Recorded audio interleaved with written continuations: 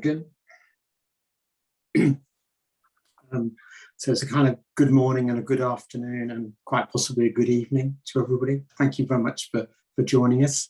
I should probably let Carly and Sarah know, and actually colleagues on the call, that we've got a group of postgraduate students joining us with a colleague from one of our universities in the Midlands, Nottingham-Trent University.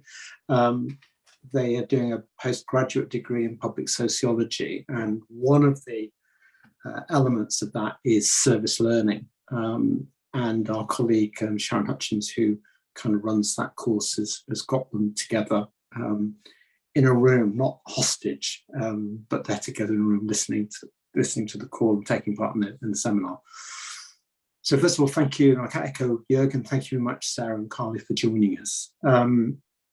This is one of a number of events that ARVAC runs throughout the year. So ARVAC was set up over 40 years ago as an organisation to bridge the gap between universities and voluntary and community organisations based in the UK.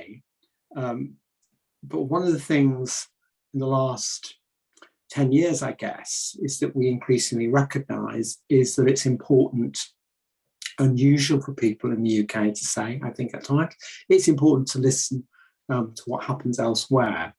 And so this afternoon, this morning, this evening seminar is all about practice and experience in the United States. And thank you, Sarah and Carly, for joining us. Just two observations about what you're going to talk about based on the flyer that you shared with us. One, of course, is the context, and I'm sure you're going to talk about the particular context where you are, but there are a whole set of overarching themes, from the Black Lives Matter movement to Me Too, to the climate emergency, to the apparently global trend of distrust in politicians and the kind of rise of authoritarian governments around the world, that make, I think, it really important for an audience, not just here in the UK, but anywhere else, to listen and to learn from your practice and experience.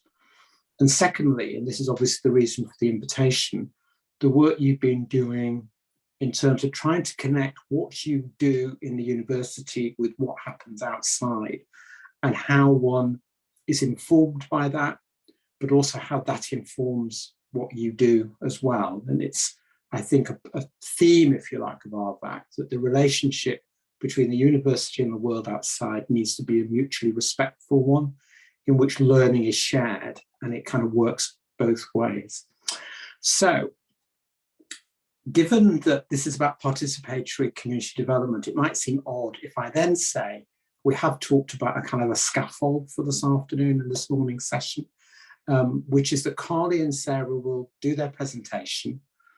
We'll have a very short Q&A. If there are things that people just want to check out, please raise those questions, put them in the chat, and then we'll go into discussion groups. So Carly and Sarah prepared a short activity for us and some questions for us to consider, and then we'll come back for a short plenary at the end. We will finish on time. That's important for everybody, not least of those of us who want to go and celebrate Thanksgiving. So, I don't know who's going to start first, but thank you both very much. I really appreciate it, and really looking forward to what you're going to say during the course of the next hour or so. Thanks. Over to Sarah and Carly. Great. Thank you, John. We really appreciate the opportunity to be here. As John said, I'm Dr. Sarah Young. Sarah is just fine with me. Hopefully you guys can all see my screen. If you cannot see the screen, please make sure to let me know. I'm going to go under the assumption that technology is working though. I am joined today by Dr. Carly Redding. So a little bit of background. Dr. Redding and I worked together at University of North Georgia, where she was the Director of Academic Engagement for the university, as well as a professor in the Human Services department. And I was a assistant professor in public administration and the assistant director of academic engagement. I have since moved on to Kennesaw State University, where I am the director of the Master's of Public Administration program. And Carly has a number of hats that I will let her tell you about as we go on. She is the only person I know who works more than I do. And so with that, we are going to talk a little bit about what our purpose is here today. And so Carly and I are in the throes of writing a book, which is under contract with Routledge Press, due out in 2024, titled similar to our presentation, which is Turning Personal Passion into Action. It's a student roadmap to social change. So we've used a lot of the ideas that we cover in our book to frame the conversation here today. But the central purpose and mission of everything that guides our work and our conversation here today is how can researchers work with communities in ways that inspire social innovation and equity efforts. Between Carly and I, we have over 30 years of experience working in the fields of nonprofits and working in the fields of nonprofit, and specifically we're figuring out public solutions and system-based solutions to how nonprofits work with local governments. We're going to, in this conversation today, specifically cover the asset-based community development tool that we have adapted specifically for Generation Z, which I'll cover in just a moment.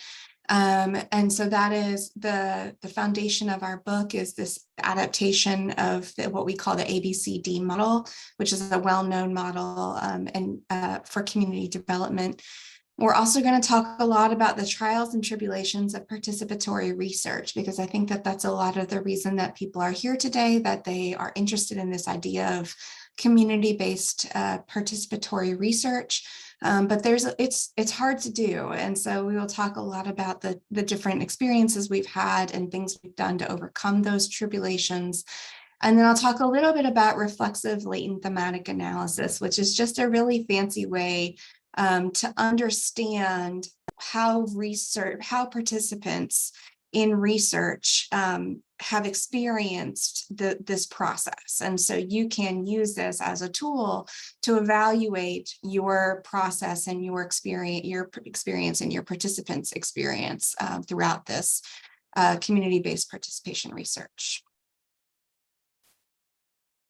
So I'm going to cover a little bit about our overall philosophy and approach from kind of a 10,000-foot view, and then Carly's going to go into more detail about the asset-based community development, because she is an expert in that area and that tool.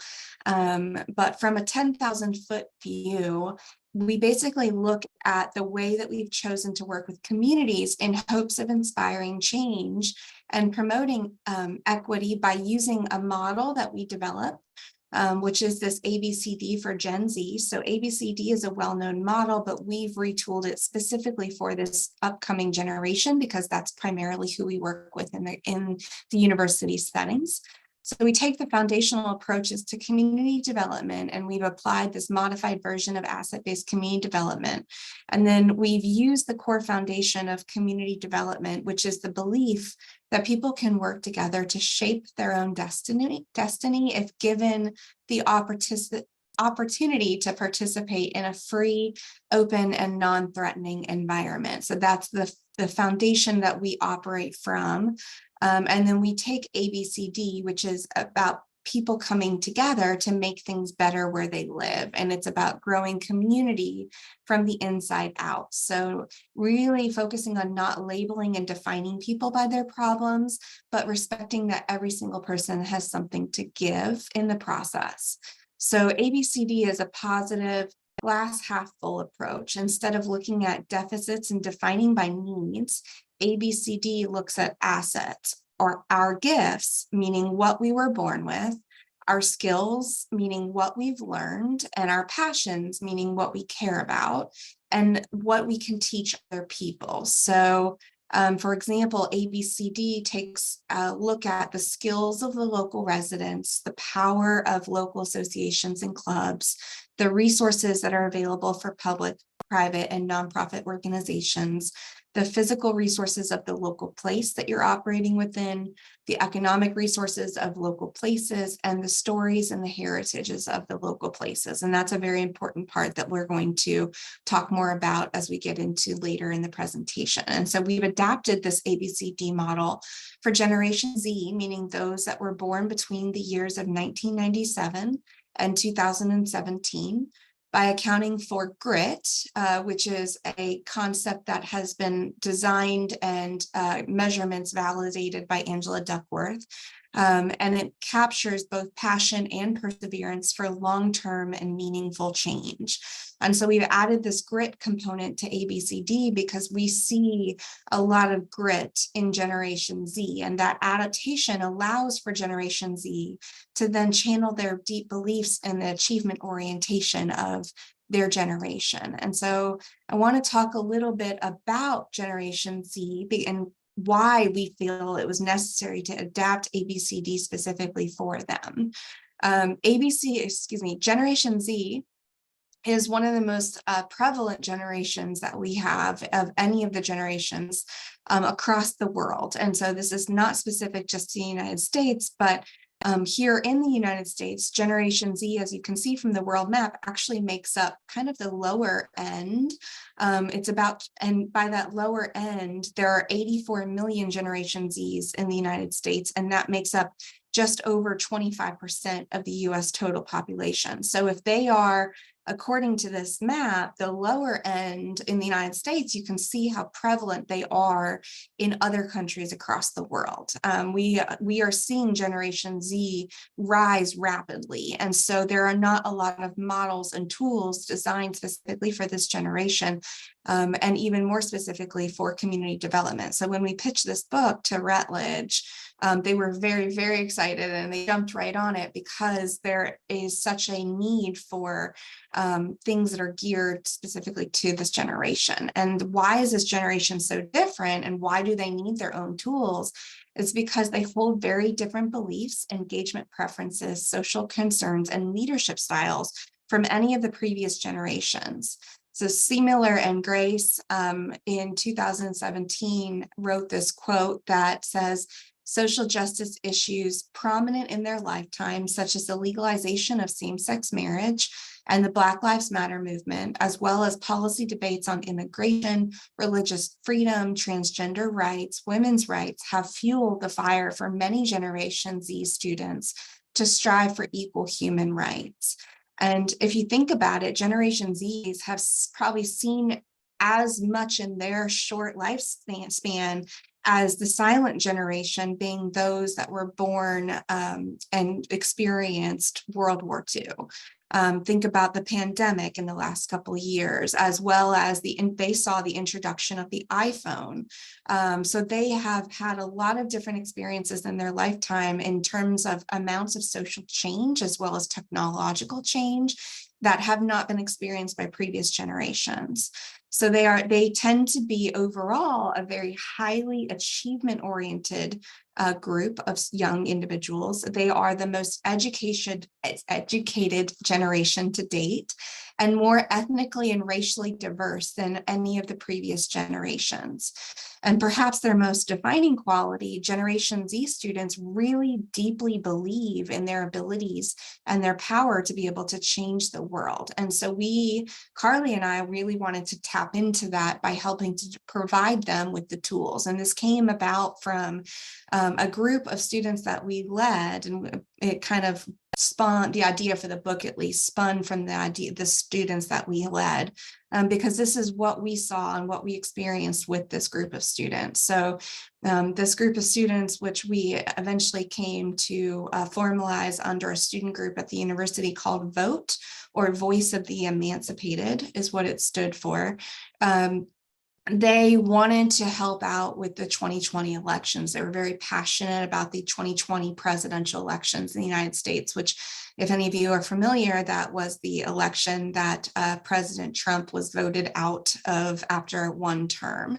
And the students felt very passionate about wanting to engage other students of their age in their right to vote. And so it was a nonpartisan group. And this group of what started out as 3 students that grew to a core group of about 15 students actually helped to register over 1,000 new voters in North Georgia, in the United States, which really helped to tip Georgia purple at the time. So this generation, that should give you kind of some anecdotal evidence. They are not only willing to be passionate about an idea, they're willing to go out and put the work into it and to make a difference in their communities. So that is the kind of the basis behind where this research came from and where we want to see asset-based community development for Generation Z go. I'm going to turn it over to Carly and she can talk a little bit more about ABCD. Yeah, thank you. Hello, and thank you all for having us. Just to tack on a little bit about what Sarah was saying about the vote group.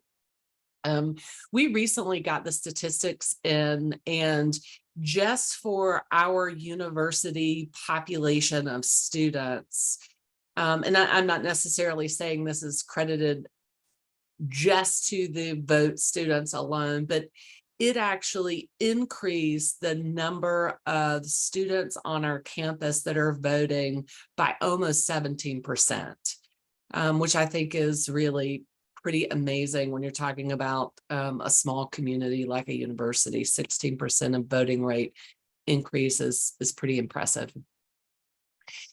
So I'm going to talk to you a little bit about a particular type of community development, asset-based community development.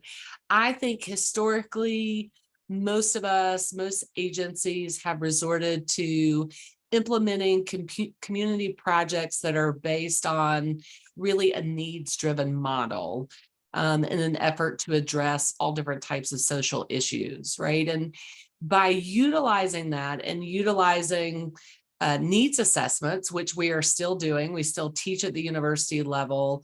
They're still required for a lot of grant fundings that are out there. The issue with this is that what we are really doing is measuring deficiencies. And we are trying to get away from that a little bit with this model. A lot of these deficiency related models tend to focus on just the problematic issues within a community, such as unemployment rates or high school dropout rates, those sorts of things. And so ABC really focuses on, it's a bottom-up method of working with communities that focus on the assets and the strengths within each community. It's basically a method of using what and who the community already has. I will continue to refer to this as the ABCD model. That's kind of the known term.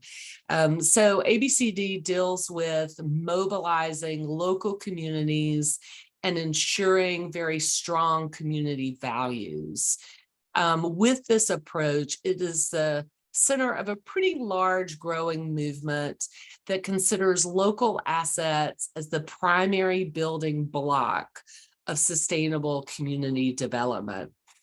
It also emphasizes skills of the local residents, power within local associations, supportive functions of institutions that are already there in the community. And this utilizes the existence of resources in a community with the goal of building, again, more sustainable, stronger future resources. Oftentimes in a needs-based model, it is some type of social services provider going in and bringing something, right? And this approach really gets away from that, because then once the provider is gone and once whatever resource we've taken into the community is utilized, it's no longer, which really doesn't sustain any sort of true development. So the ABCD utilizes really important aspects of self-mobilizing, meaning that one of the main pillars of this approach is that communities are fully involved in their own development process.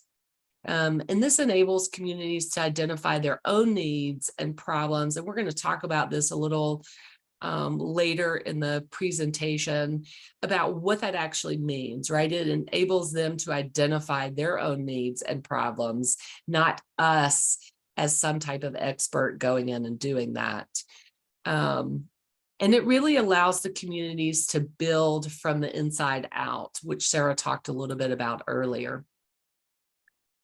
Many communities address social and economic issues with only a small amount of their total what's considered capacity or population, right? ABCD model really believes that everyone in the community is an effective resource, and therefore everyone is needed to participate in any sort of development project. And thus, it also really gets people involved and gives them the opportunity to create what they want to see within their own community. ABCD does recognize assets as inventories, and that's on the slide for you. So inventories really are broken up into 5 different groups. One is individuals, and individual skills, gifts, talents. For example, individuals who hold trusted position within a community can assist community developers in gaining trust with local residents, right? That is a gift, and one that's often needed when an outsider comes into the community. Associations are kind of small, informal groups of people working with a common interest. It may be a club, that sort of thing. Institutions generally are considered professional and structured organizations like nonprofit, government organizations, private businesses. Physical assets are physical resources that can be used in the community, like land, building, funds, playgrounds, those sorts of things.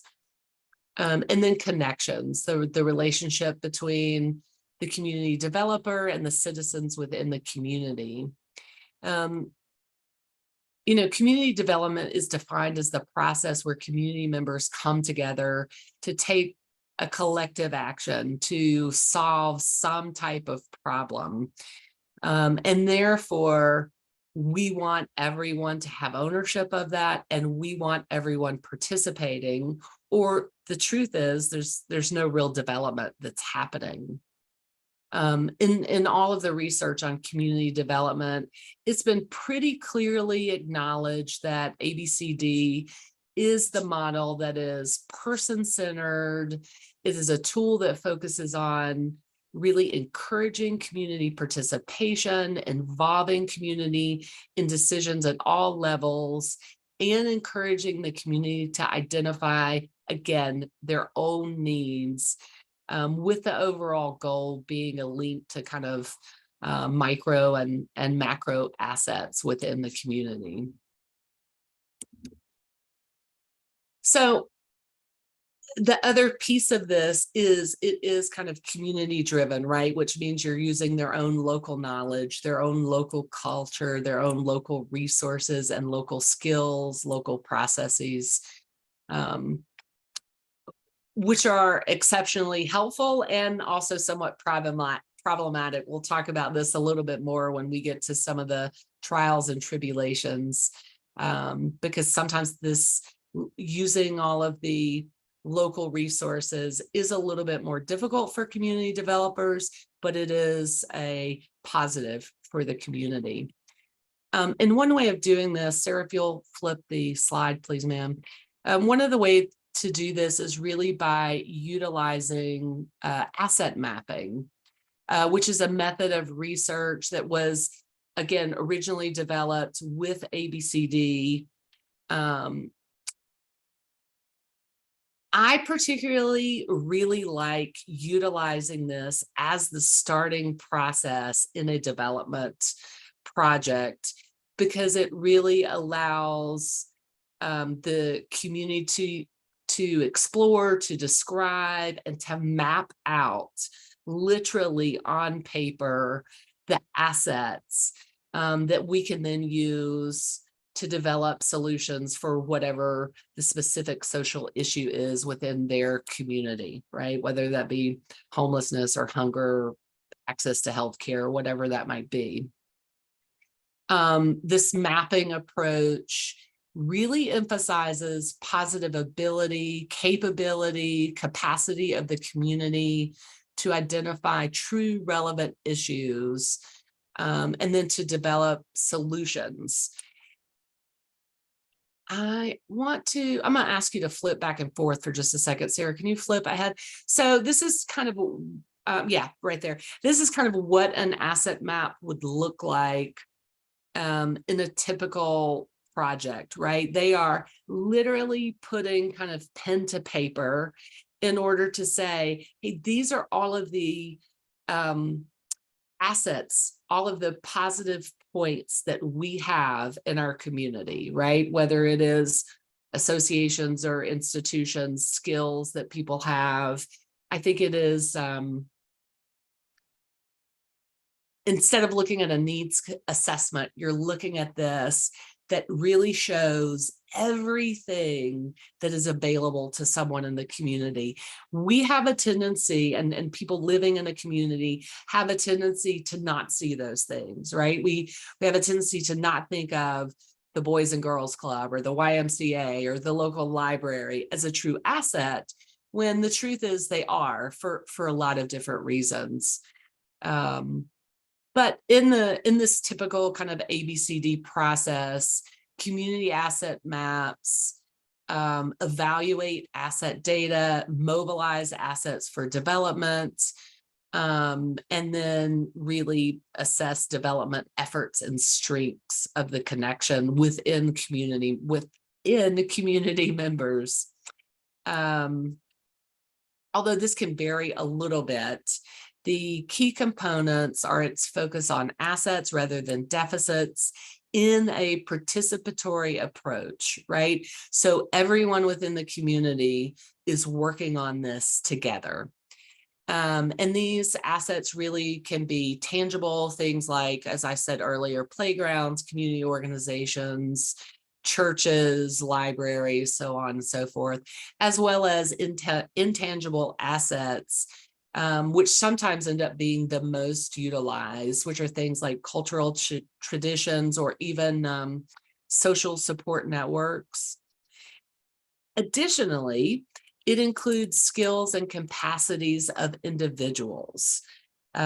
So one of the things that I've learned in doing asset maps with different communities is, you know, I may not realize that my neighbor is a painter or, you know, has some sort of skill. And it's through this process that people really discover what they can do and what others within their community can do. And I think it can be a very kind of beautiful process as well in that discovery. The other true benefit of asset mapping is this process really allows community members to define for themselves what the boundary of their community is. And this can be very important to community developers, right? We may go in and think of the community as an entire city or an entire town, where maybe that's not how the community defines it. They're looking at their neighborhood or their area or whatever it is. So it literally allows them to define in what area that they are working. Can you go back one slide, Sarah, please? I'm sorry, we're going flipping back and forth. This picture here on the right is actually a group of University of North Georgia students. They are working right now in this picture in Thailand, and they are working with a group of local community members. And this is part of what they are doing in this picture, is kind of teaching and starting the beginning process of asset mapping. which, again, for this community, when we originally asked them, what are the assets within the community? One of the answers we got back was, we really don't have anything, right? Which we hear a lot. And this process allows them to see they do have a lot there. It is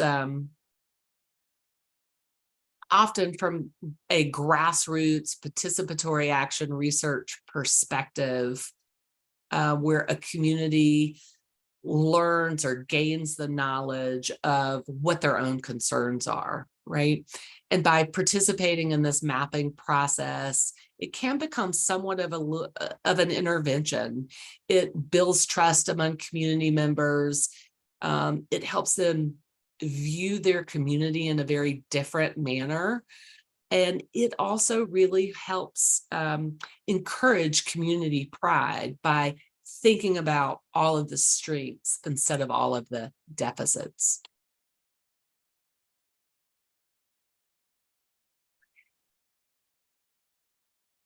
It also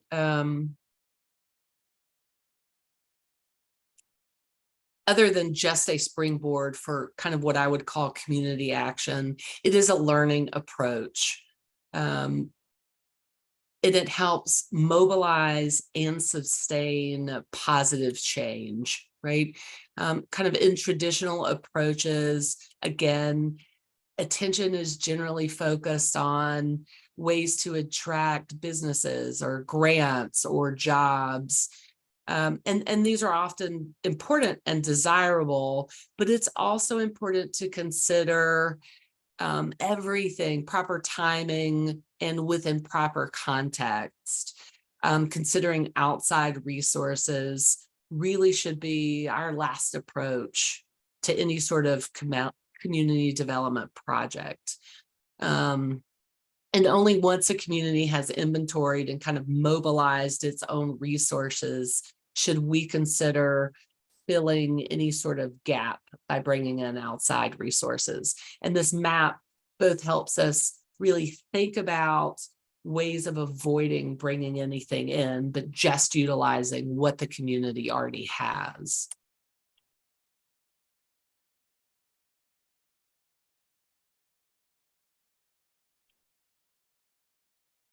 Thanks, Sarah.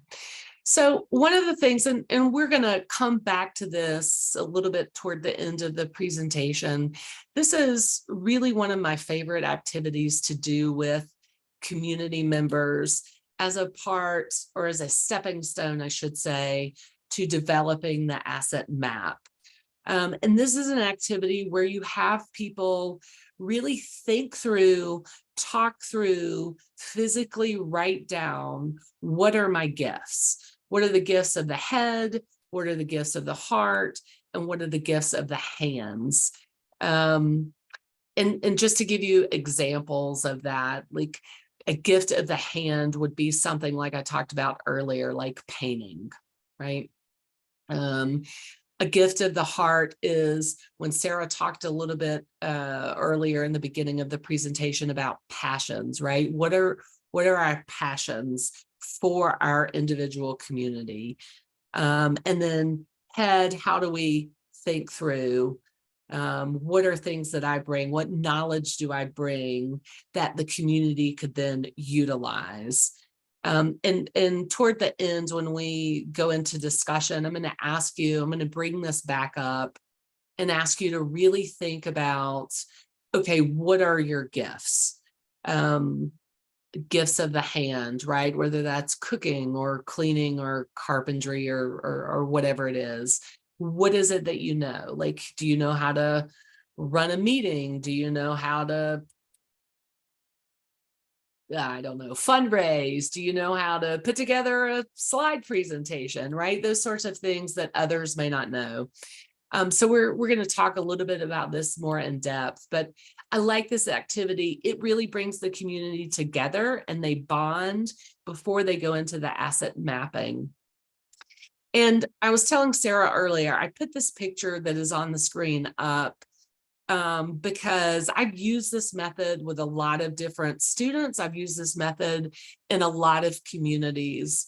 But we were working with a group of African leaders up in Nova Scotia, Canada, and we did a little bit of a different method, which is we actually had gigantic rolls of paper and we laid it out on the floor, and people would lay down and their partners would trace their body, right? And then they would take that picture of themselves and then physically write in, okay, what are my gifts of the head? What are my gifts of the heart? What are my gifts of the hands?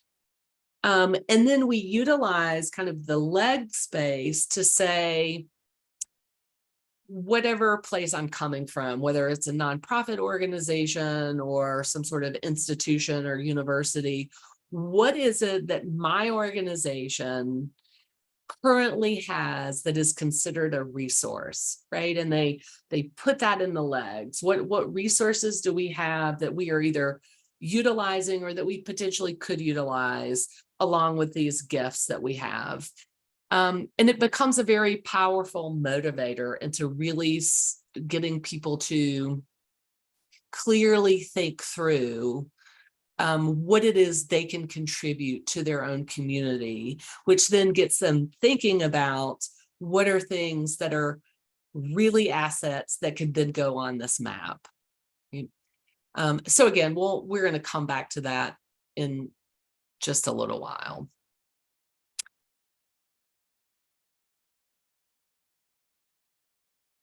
So getting to a little bit of trials and tribulations, I'll start out this conversation, and then I'm going to let Sarah chime in as well. But in working with or for the community, this is a little bit of a tricky process with ABCD, because what becomes important is, again, if you think back to what I said and kind of my intro little blurb about ABCD, is that this is a bottom-up method, right? We want the majority of the people in the community deciding what the issues are, what needs to be addressed, and even how to address them. As a community developer going in, sometimes that can cause a lot of tension for a couple of different reasons. One, you may clearly see that what the community feels like they really need may not actually benefit them. And so there are delicate ways that you can start sharing that information. But the most important thing to me, and the biggest mistake that potentially we all make in going into projects like this, is going in and telling other people what we think they need. We just can't do that. The other thing is kind of figuring out what the intervention is very early in the process. And sometimes that has a tendency to get lost, the more community members that you're working with. And really, I see a community developer utilizing this method as almost a moderator or facilitator, or sometimes a conflict negotiator between community members. I think that's our main role. It's also how we are able to kind of identify key stakeholders within the community. It is also how we keep from being that expert, but allow those stakeholders in the community to become experts, right? We are really there to champion the community and people in the community that can then replace us once we leave, right? If we're going into a community, we're not staying there forever. We want to make every project that we work on sustainable, and this is really how we do that. The last thing I want to mention, and then I'll turn it back over to Sarah, is this kind of understanding cultural and historical relativity within a community. We cannot make assumptions about what their needs are. I think that is very important, but even I'm going to use an example. of how sometimes what we utilize doesn't always translate into a community. And I ended up several years ago, from 2014 to 2017, we were students at the university and myself were working with a couple of different organizations in a fairly rural part of India that was suffering from high numbers of human trafficking. Basically, what was happening is people were going into rural areas, taking the children back to the cities, and then putting them on the streets for beggary in order to then gain money from them. And we were called in to kind of work with this rural community. And one of the things in the beginning that we started looking at was, how could we educate, but also how do we recognize different levels of attachment between parents and children there, right? We kind of wanted to take a look at what that looked like. And we basically utilized every attachment survey or assessment that there was in the world. And we ended up having to throw all of that out, because what we didn't so quickly figure out was that a lot of the assessments that we utilize are measuring very specific skills within attachment that were not necessarily utilized in a rural Indian slum community, right?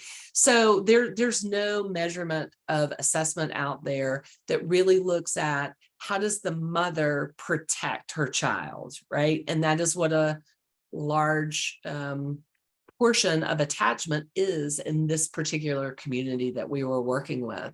So we ended up collecting all of this data, and then we ended up kind of throwing out all of this data because none of it was culturally relevant to where we were working, right? So we just threw it out and started kind of working on our own and figuring it out and talking to people and using more qualitative measures that just gave us an idea of what we were looking for instead of a true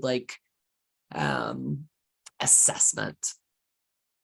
The other thing is, depending on where you're working, you have to anticipate for all sorts of challenges, particularly language challenges, just different cultural issues. We need to be very aware of those before we walk into any community. We have to become the expert so that we then don't go in and offend them in some way or another. And I have had that happen, particularly with students and utilizing students in a lot of these projects. I've had communities say, please don't bring this person back because of some sort of cultural blunder that happened. So I do think it is something that we have to kind of think through and study very clearly before we go into any type of community. Yeah, I'll also add to that it's especially important if you're working with a community that has a history of oppression, or which many of these communities do, but a history of colonialism specifically, or they are a population that has been unfairly experimented on in the past. Carly and I have done some work with Native American reservations in the United States. And these are populations that have had kind of forced ideas of what community development should look like. And so we have to kind of almost break the mold of what they think of in terms of researchers, and help them to understand that we are not there to research them or to tell them what we think that they need. We have to build that relationship quickly from the beginning. So really understanding that cultural and historical implications of where this population has been, especially in terms of previous research and previous experiences, is really critical before you even land on the ground. and making sure that you're not making those assumptions on their behalf. So, and that can be especially challenging if there are language barriers. You know, some of the communities that we worked in, the students would go to the top of the hill to be able to try to get some form of Wi-Fi to be able to get on to their local virtual schooling options. And so you can't assume that you're going to have Wi-Fi or you're going to have cell reception or that you're going to be able to access GPS maps, right? So thinking through all the things that you use on a day-to-day basis, making a list of what those things are, and then going through and marking X's yes or no, whether or not you're going to have those available to you on the site is really critical. So there are lots of environmental resource constraints. You know, I worked, it wasn't in research, but I previously worked as an assistant director of a rural camp for at-risk youth. And this camp was on a top of a mountain. We were not allowed to leave camp as the staff members unless we were on a day pass, which we got like one every 9 days. And so there was no telephone communication, there was no Wi-Fi. So it essentially created like a Lord of the Flies type situation where there was this kind of normative behavior that was being set amongst the staff of what was okay and what was not okay, which was not based on normative behaviors in the community. And so we started having issues with sexual assault amongst the staff members, and it being normatively accepted by some of the leadership of this, it wasn't a university, it was a nonprofit organization. And so really, and that leads to my next point, making sure that you have checks and balances in place to ensure your own personal safety, because when you're in these very compressed, very tense, high stress situations where there's very little communication with outside real world, quote unquote, you have to make sure that you have put things in place ahead of time to be able to check yourself. Like, is this really okay? Or is this something that I've been caught in this mental mindset, mental groove of what's okay here? And also making sure that you have things in place as you go forward. So to take a step back. So whether that be writing letters to family members, having somebody on site that you are close with, that you can provide you can be a sound, not as a buffer, but like a sound check for each other. So Carly and I serve as that constantly when we are in the field together, making sure we are falling back on our ethics and checking ourselves in the field. On the left side of the screen, there's a front cover of a news article, and this was a news article that I was intimately involved with and ultimately turned into one of my best known research pieces, and has won several awards recently about faculty sexual misconduct. And so that stemmed from an experience that I had when I was in grad school, where this faculty member had sexually assaulted, allegedly, several students in the past, and that there had been many complaints that had been lodged against him. And he was essentially allowed to do it by the university because he had significant amounts of power in the university. He brought in millions of dollars in grant money for the university, and the university kind of turned a blind eye to what had happened.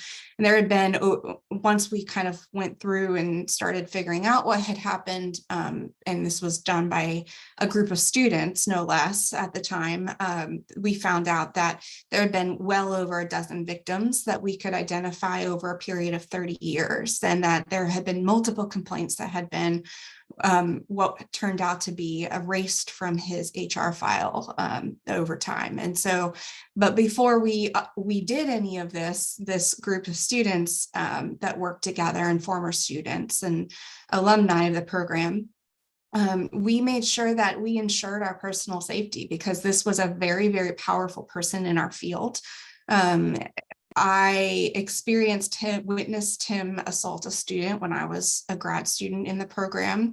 And I didn't do anything about it at the time, because I was essentially told that there was a waste of my efforts to try to report it because university wouldn't do anything about it. And he would ultimately ruin my career if I tried to report him.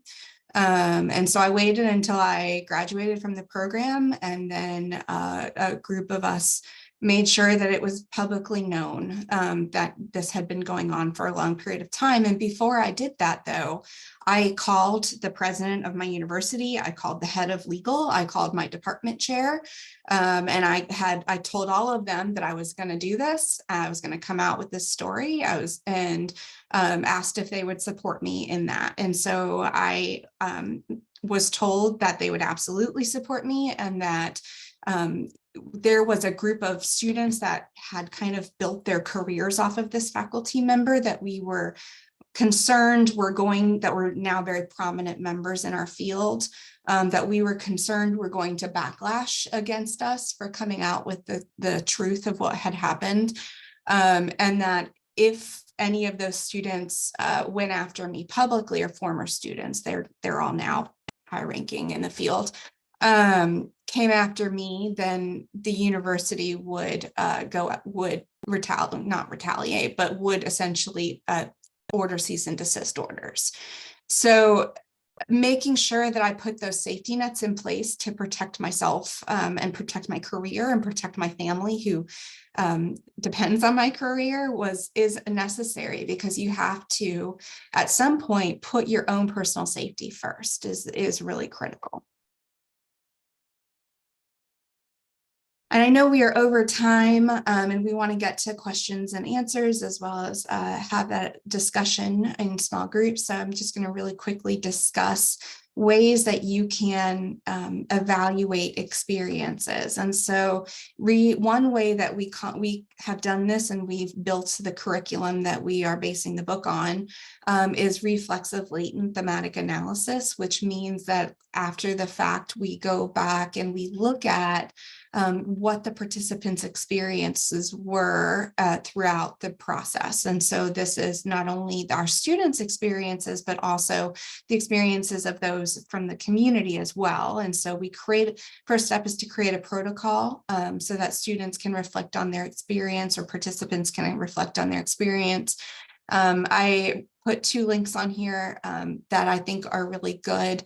A protocol can be an interview protocol, so a list of interview questions if you're going to do it via interview, or survey questions, and those can be open-ended surveys, or those can be closed-ended surveys using like Likert scales, on a scale of 1 to 5, how would you rate your experience? And so those are 2 very good resources if you're interested in more on how to create evaluation protocols, as well as the second one is a survey question protocol, how to create a good survey question. Oops, sorry. Then you have to go through and transcribe that data. So if it's an interview, you have to make sure that the transcription really captures everything, every word within the interview, so that you make sure you capture all the nuances of the conversation. And then you familiarize yourself with the data set. And so that phase involves reading and rereading the data to become immersed and really intimately familiar with the content. And so you're making notes on your initial analytic observations and your insights, and both in relation to each individual item, like an interview transcript, and in relation to the entire data set. So you're thinking, you are the computer, and you're thinking about what it is that you're seeing as you're seeing it. And then step 4 is coding. And so that involves generating succinct labels or codes that capture and evoke important features of the data that might be relevant to addressing whatever your research question is, which is some form of evaluation of what you just completed. So you code the entire data set with either 2 or more rounds of coding, and then you collate all of those codes at later stages of analysis. And so we break that down by saying open, axial, and selective level coding. And so in the very first stage of this with open codes, you're generating these big initial themes. And so the phases involve examining the codes and collating the data to begin to develop really significant, broader patterns of meaning that you are seeing throughout the data. So the potential themes that you find. Then you develop and you re-review those themes And so that phase involves checking the big overall themes against your coded data, and then determining whether they tell the convincing story of the data. Are you capturing everything within those themes that you need to capture? Or do you need to generate new themes to be able to capture something that's been missed in the data? In this phase of coding, themes become even more further developed. And I'm going to show you an example of what this looks like in a minute, so it'll make more sense. But as you further develop the themes, it might involve splitting them into multiple different components, or it might mean combining them. And so these two things make sense to go together. Or you might say, oh, I thought I had a theme here, but there's really not a lot here, so you discard the theme. So in thematic analysis approach, themes are defined as patterns or of shared meaning that are underpinned by a central concept or an idea. So you're looking for those big kind of central concepts and then breaking them down further and further. It's almost like an inverted pyramid where you start really wide at the top and then you narrow in as you go over it and over it again. And then so you're refining and you're defining and naming those themes as you code the data over and over. And so, you can do this in 2 or 3 passes. Honestly, it usually takes me 4 to 6 passes of reading the transcription to really feel like I've broken down the data to the point that I get all of the major themes out of it. And then you write it up.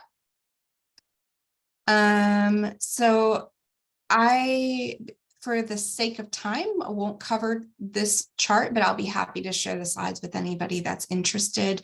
But this is just an example of how you would potentially go about breaking down what your research question out of transcription into what your major overall theme in open code is, and what the properties of that theme would look like, some examples of words that you might capture from that you would code from the transcription that reflect that open code, and then how you could break that open code down into smaller and smaller chunks in axial level coding and selective level coding. But I'll be happy to talk more about that in questions and answers if you have questions.